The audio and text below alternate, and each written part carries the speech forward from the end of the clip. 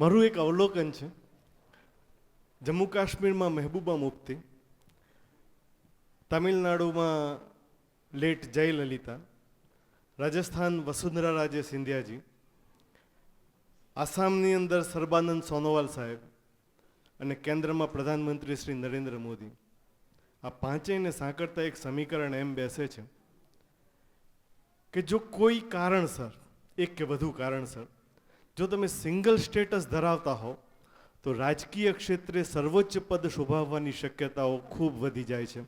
મારી આ વાત વચ્ચે આમંત્રણ આપું છું આદરણીય શ્રી શક્તિસિંહજી ગોહિલ સાહેબને.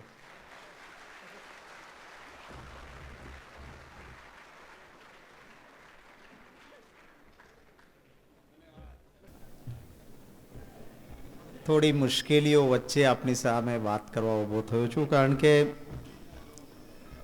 સારામાં સારું મૂવી, સારામાં સારું પિક્ચર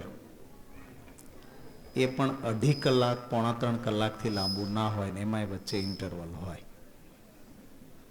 તમે 2:30 વાગ્યાથી બેઠા છો એટલે એ પીરિયડ પણ પૂરો થવા આવ્યા પછી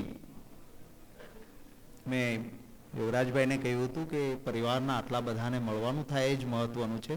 બાપુ અધ્યક્ષતાનેથી બોલે, ભગતજીના આશીર્વાદ લઈ લઈએ, ન બોલું તો સારું, કારણ કે સમયની એક મર્યાદા સમજીને, પરંતુ એમનો આદેશ હતો એટલે કોશિશ કરીશ કે આપે બહુ સહન ના કરવું પડે. આપણને સૌને જેમના આશીર્વાદ પ્રાપ્ત થયા, પૂજની સંત શ્રી પાલુ ભગતજી, આપણા સમાજનું ગૌરવ, દેશની પાર્લામેન્ટમાં આપણું પ્રતિનિધિત્વ, આપણા આજના મહેમાન સાંસદ આદરણીય શ્રી ગજેન્દ્રસિંહજી, જેમણે યુવાનોના સ્કિલને ઓળખી અને એને યોગ્ય દિશા અને પ્લેટફોર્મ આપવાનું એક નિસ્વાર્થ ઉત્તમ કામ કર્યું છે, એવા આદરણીભાઈ શ્રી અશોકસિંહભાઈ પરમાર,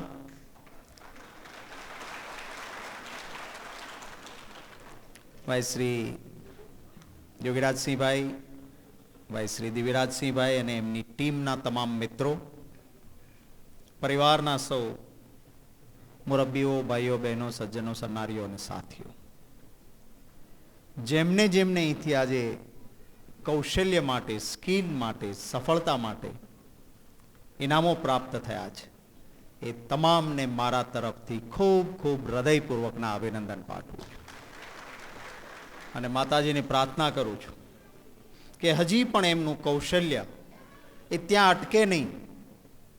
હવે તો સમાજનો પણ આપનામાં વિશ્વાસ વધ્યો છે, ત્યારે આપની સાધના પણ બળવત્તર બને અને વધુ સફળતાઓને પ્રાપ્ત કરો એવી માતાજીના ચરણોમાં પ્રાર્થના કરું છું. ભાઈ શ્રી યોગીરાજભાઈ અને એમની ટીમને અભિનંદન આપું છું. એવું કહેવાય છે કે જ્યાં સફળતાનું અને યોગ્યતાનું સમાજ સન્માન કરવાનું ચૂકે છે, એ સમાજની ઇતિહાસ નોંધ લેતી લેતો એવું પણ ઇતિહાસકારો કહે છે. ત્યારે આપે એક સરસ પરંપરા રાખી છે, યોગ્યતા અને સફળતાનું સન્માન ખૂબ સરસ રીતે આપ આયોજન કરો છો. મારા તરફથી આપને ખૂબ ખૂબ હૃદયપૂર્વક અભિનંદન પાઠવું છું. गजेंद्र सिंह जी, आप हमारे नेता के लिए कह रहे थे कि भीष्म पितामह,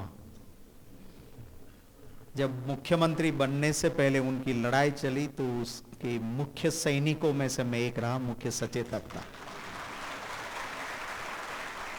तो मैं कह सकता हूं, और मैंने उनको पास, आप जब बोल रहे थे पास बैठ के कहा कि बापू गजेंद्र सिंह जी ठीक से पहचानते नहीं, ये वो भीष्म पितामह है जो खुद बाण सैया पे सोते नहीं, दूसरों को सुलाते हैं. सिर्फ इतना सुधार.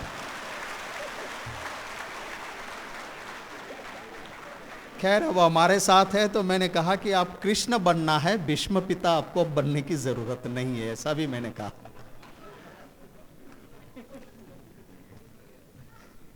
હું જે દીકરા દીકરીઓ, જે મુરબ્બીઓને વિશેષ ક્ષેત્રમાં સફળતા મળી છે ને જેમનું અહીં સન્માન થયું, માનનીય ગજેન્દ્રસિંહજી જે વાત કરતા હતા કે એ સમયમાં વર્ષો પહેલા બનેલી કોઈ વસ્તુ એને આજે જંક નથી લાગ્યો, આજે એ પણ એવી જ છે. એનું કારણ શું? ક્ષત્રિયોને આજે પણ લોકો યાદ કરે છે, એનું કારણ શું? કે સત્તાધીશોને સ્કિલ ઓળખવાની એમનામાં તાકાત હતી. પોતાના વચ્ચે રહેલામાં શું આવડત છે, એનામાં શું કૌશલ્ય છે, એને ઓળખતા હતા, એને તાલીમ આપતા હતા અને સફળતા સુધી એને લઈ જતા હતા. એટલા માટે એ સફળ થઈ શકતા હતા. આજે તકલીફ આપણી એ છે, મગજ જોરદાર હોય, કૌશલ્ય પણ હોય, પગમાં તાકાત હોય, દોડી શકાય એમ હોય, જવું હોય ભાવનગર અને જામનગર બાજુ મોઢું રાખીને દોડ્યા કરે તો મંજિલ ક્યારેય ના મળે. જરૂર હોય છે કે દોડને દિશા બતાવનારી દીવાદાંડી એક વ્યક્તિ, એક માણસ, એક સમાજ, એક પ્લેટફોર્મની જરૂર હોય છે. ભાઈ અશોકસિંહભાઈ હોય કે ભાઈ યોગીરાજભાઈ હોય, એ પ્લેટફોર્મ સમાજના કૌશલ્યને પૂરું પાડે છે. એ ખૂબ આનંદની વાત છે. એના કારણે દિશા અને દોડ એ બંને મળી શકે. એક જ ગુરુના ચેલાઓ હોય, એક જ પરિવારના સભ્યો હોય, છતાં એ ગુરુ બધાને બાણાવળી ના બનાવે. કોઈને ગદા માટેનો નિષ્ણાત પણ બનાવવો પડે, કોઈને બાણ વિદ્યામાં નિષ્ણાત બનાવવો પડે, તો કોઈકની તર્ક બુદ્ધિથી જ્ઞાન એટલું મળે કે એ વ્યક્તિ આગમ ચેતી પણ કરી શકે કે હવે શું થવાનું છે, એ ભવિષ્યવાણી નક્કી કરી શકે. કારણ કે દરેકમાં સ્કિલ છે, પણ એ સ્કિલ જુદું જુદું છે. એક ઢાંચામાં એને ઢાળી ન શકાય. તો એ સ્કિલને, એ કૌશલ્યને, એ આવડતને ઓળખવાની દૃષ્ટિ પણ સમાજ અને પરિવારે કેળવવી પડશે. મારે એક દાખલો આપવો છે અને હું ઈચ્છીશ, વિનંતી કરીશ યોગરાજભાઈને કે આપના આવતા એવોર્ડ સેરેમનીમાં માત્ર એ સફળ થયેલી વ્યક્તિ નહીં, એમના તમામ પરિવારનું સન્માન આ પ્લેટફોર્મ પર બોલાવીને આપ કરજો એવી વિનંતી કરીશ. અને એ પરિવાર એટલે હમણાં યુપીએસસીની એક્ઝામ લેવાઈ અને યુપીએસસીની એક્ઝામમાં આપણા પરિવારની એક દીકરી પદ્મિનીબાએ યુપીએસસી ક્લિયર કરી, યુપીએસસીમાં પાસ થઈ. આખા પરિવારનું સન્માન હું એટલા માટે કહું છું કે આપણા પરિવારની દીકરી હોય, એનામાં કૌશલ્ય હોય, આપણે એને યુપીએસસીની એક્ઝામ માટે પ્રેરિત કરીએ, એને ક્લાસીસ કરવા મોકલીએ અને યુપીએસસી ક્લિયર કરે. બહુ નવાઈ નહીં, પણ સમાજમાં દીકરાની વહુમાં કૌશલ્ય જોઈને દીકરાની વહુ યુપીએસસી આપે એવું કરી શકીએ ખરા આપણે? રિટાયર્ડ ડીવાયએસપી પરમારના એ પુત્રના ઘેર એમનું લગ્ન થયા પછી એમના પુત્રવધુ છે અને એ રિટાયર્ડ ડીવાયએસપી પરમાર જે એમના સસરા થાય, એમણે જોયું કે મારી પુત્રવધુમાં યુપીએસસી ક્લિયર કરવાની સ્કિલ છે, એનામાં આવડત છે, એનામાં કૌશલ્ય છે. નહીં તો આપણે દીકરી માટે તો કરીએ, પણ દીકરાની વહુ એની કેરિયર બની શકે, એમની કેરિયર બની શકે એની સમાજ જ્યારે ચિંતા કરે તો એ સમાજ ક્યારેય પાછો ન પડી શકે એવો મને વિશ્વાસ છે અને ગૌરવ છે. દીકરી માટે સંઘર્ષ કરવો જ જોઈએ, પરંતુ પુત્ર વધુ બનીને આવેલી એ દીકરી કરતાં પણ મોટી છે. એ સમાજની વિચારધારા જ્યારે થશે ત્યારે હું નથી માનતો કોઈ ચિંતા આપણા માટે નથી. મને ખૂબ આનંદ થયો જ્યારે મેં આખી એમના પરિવારની વાત સાંભળી. હમણાં જ એમણે એક પારિવારિક ક્ષત્રિય સમાજના ભાઈઓ વચ્ચે એનું ગેટ ટુગેધર જેવું રાખ્યું હતું, ત્યારે એમણે સામેથી મને કહ્યું કે મને સૌથી વધારે યુપીએસસીની એક્ઝામ માટે પ્રેરણા આપનાર, પ્રોત્સાહન આપનાર કોઈ હોય તો મારા સસરા હતા, મારા પતિ હતા. એ કહ્યું હતું. હું ઈચ્છું કે મારા સમાજમાં આ પરિસ્થિતિ ઘેર ઘેર જોવા મળે કે જ્યાં દીકરી માટેની ચિંતાથી વિશેષ પુત્ર વધુ માટેની પરિવાર ચિંતા કરતો હોય. એ આવકારદાયક રહેશે. શંકરસિંહ બાપુએ કેટલીક બહુ સરસ વાતો કરી, અને અમે બંને ક્યારેય સાથે હોઈએ, ગાડીમાં મુસાફરીમાં હોઈએ, ત્યારે એ સૌરાષ્ટ્રના બાપુઓ માટે આપણા બાપુ ઘણી વાતો કરતા હોય છે, એમાંની કેટલીક વાતો કરી એમણે. વાત બહુ સાચી છે. ચાણક્યએ પણ એ કહ્યું હતું કે અન્ય સમાજનું નિરીક્ષણ કરીને એમની પ્રગતિને ઈર્ષાની દ્રષ્ટિથી નહીં, પરંતુ અન્ય સમાજની પ્રગતિને સ્પર્ધા અને પ્રેરણાની દ્રષ્ટિથી લઈને જે સમાજ આગળ વધવાનો પ્રયત્ન કરે એ સમાજ ક્યારેય પછાત ન રહી શકે. બાપુએ જે પટેલ સમાજનો દાખલો આપ્યો એ દ્રષ્ટિથી આપણે પણ લેવો પડશે. ઈર્ષાની દ્રષ્ટિથી નહીં, એક પ્રેરણાની દ્રષ્ટિથી, મહેનતની દ્રષ્ટિથી. આપણામાં પણ કેટલું કદાચ વિશેષ સ્કિલ છે, પણ હું જે સમજુ છું, મારા સહિત આપણા સૌના ડીએનએમાં સ્કિલ એટલે કે આવડત, કૌશલ્ય કદાચ બીજા કરતું ચડિયાતું છે. અશોકભાઈ જેવા મહેનત પણ કરે, પરંતુ આપણને નડતું હોય છે લેઝીનેસ ઇઝ અવર લક્ઝરી. આળસ આપણો સૌથી મોટો વૈભવ છે. ત્યારે જે કૌશલ્ય છે એને મંઝિલ સુધી લઈ જવું હોય તો એની સાધના કરવી પડે. નાની નાની દીકરીઓ હમણાં જે અહીંયા આવી હતી, કોઈ યોગમાં, કોઈ ડાન્સમાં, જે એણે કૌશલ્ય પ્રાપ્ત કર્યું છે, એ કુદરતે થોડી ભેટ આપ્યા પછી એની પાછળ એને સાધના કરી છે, ત્યારે એને સફળતા મળી છે. માતાજીને પ્રાર્થના કરું કે આપણને એ સાધના માટેની માતાજી તાકાત આપે, આળસ ખંખેરવાની માતાજી હિંમત આપે, એ માતાજીના ચરણોમાં પ્રાર્થના કરું છું. પાલુ ભગતે પણ કેટલીક વાત કરી અને શંકરસિંહ બાપુએ પણ વાત કરી. શા માટે પ્રતિષ્ઠા સામાજિક ઘસાય છે? આપણી જવાબદારી છે. મેં કહ્યું હતું ને, એમ કહ્યું કે બાપા એટલે કે ગયેલી પેઢીને આપણે પરત નહીં બોલાવી શકીએ, એ તો ક્ષત્રિયોની એક નામના મૂકીને ગયા. એને બરકરાર રાખવાની જવાબદારી યુવાન ભાઈઓ ઉપર, આજની પેઢી ઉપર, આપણી ઉપર છે. રક્ષયતે ઇતિ ક્ષત્રિય. ક્ષત્રિય ક્યારેય કોમવાદી નહીં, સિદ્ધાંતવાદી બન્યો છે, એટલા માટે એણે ઇતિહાસે એની નોંધ લીધી છે. તમે જુઓ, હું ઘણા વખત આ તો ડોક્ટરેટ પ્રાપ્ત કર્યું છે યોગરાજભાઈએ ઇતિહાસ ક્ષેત્રે. બાહુબલ, શસ્ત્રો ચલાવવાનું કૌશલ્ય, લડવાની તાકાત એ માત્ર ક્ષત્રિયોમાં જ હતી એવું નહીં.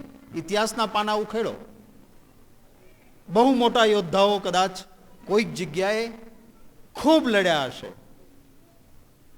પણ ઇતિહાસે માત્ર ક્ષત્રિયોની સુવર્ણ અક્ષરે નોંધ કેમ લીધી? કારણ કે બીજા લડાઈમાં લડનારા લોકો જે કોઈ હતા, એમણે એ લડાઈ પોતાના સ્વાર્થ માટે લડી હતી. પોતાનું રાજ્ય વધારવું હતું, કોઈકનું લૂંટી લેવું હતું, કોઈકનું પડાવી લેવું હતું, એના માટેની લડાઈ એ યોદ્ધાઓની હતી. અને એટલે કદાચ યુદ્ધ સારું લડ્યા હોય તો પણ ઇતિહાસે એની નોંધ ન લીધી. જ્યારે ક્ષત્રિયોની લડાઈ માત્ર સ્વાર્થ માટેની નહોતી, સિદ્ધાંત માટેની હતી, પરમાર્થ માટેની હતી, અન્યના રક્ષણ માટેની હતી, સંસ્કૃતિના રક્ષણ માટેની હતી, બહેનો દીકરીઓની આબરૂ બચાવવા માટેની હતી. આ ક્ષત્રિયોની લડાઈ હતી. અને એટલે હું માનું છું કે એની નોંધ ઇતિહાસે સારી રીતે લીધી. હું આજે ધારાસભામાં જે વિસ્તારમાંથી પ્રતિનિધિત્વ કરું છું, મને બહુ ગૌરવ થાય છે. ત્યાં વીર અબડા અડભંગજીનું સ્મારક આવેલું છે. અને એવું કહેવાય છે કે વીર અબડા અડભંગજી પાસે ધર્મની દ્રષ્ટિએ કોઈ લેવા દેવા નહીં, નાત જાત વિસ્તાર નહીં, ધર્મની દ્રષ્ટિએ પણ કોઈ લેવા દેવા નહીં. એવી સુમરી દાડીઓ ત્યાંથી એમના રાજ્યમાં દોડીને આવે છે કે ક્ષત્રિય છે, અહીં રક્ષણ મળશે. અને કહે છે કે મારી પાછળ બાદશાહોનું મોટું સૈન્ય પડ્યું છે, અમારા ચારિત્રને ક્ષત્રિય તરીકે તમે બચાવો. હવે જુઓ, આવનારી એ સુમરી દાડીઓ ના તો પોતાના રાજ્યની હતી, ના તો પોતાના જ્ઞાતિની હતી, અરે ધર્મની પણ નહીં. એ ઇસ્લામ ધર્મ, રાજાનો હિન્દુ ધર્મ. પણ એ વીર અબડા અડભંગીજી કહે છે કે હું જ્યાં સુધી જીવંત છું ત્યાં સુધી તમને કશું નહીં થાય. આ હું તમને આશાપુરા માની સાક્ષી ખાતરી આપું છું. ઇતિહાસ એમ કે છે એ વખતે એ વીર અબડા અડભંગજી પાસે, કારણ કે મેં કહ્યું ને કે ક્ષત્રિયો કૌશલ્યને ઓળખીને એને પ્રોત્સાહિત કરતા. એમનો પોતાનો એક સૈનિક હતો, દલિત પણ ક્ષત્રિયનો સૈનિક, ઓશવા મેઘવાલજી. એના પાસે એવું કૌશલ્ય હતું કે હજારો માણસોની વચ્ચેથી નીકળી જાય ને કોઈની નજરમાં ના આવે. એણે કહ્યું વીર અબડા અડભંગજીને કે સામે બાદશાહનું સૈન્ય તો બહુ મોટું છે, આપણું તો નાનું રાજ્ય છે, લડાઈ લડવા જઈશું તો બધા મરીશું, મને છૂટ આપો, હું એ બાદશાહ જે આ સુમરી ડાડીઓની પાછળ આવ્યો છે એનું નજર ચૂકવીને રાત્રિમાં ખૂન કરીને પાછો આવીશ, મારી ચિંતા નહીં કરતા. ત્યારે એક ક્ષત્રિયે કહ્યું કે નજર ચૂકવીને તું એને મારીને આવ, અને દગાથી કે નજર ચૂકવીને મારવું એ ક્ષત્રિયનો ધર્મ નથી. આનો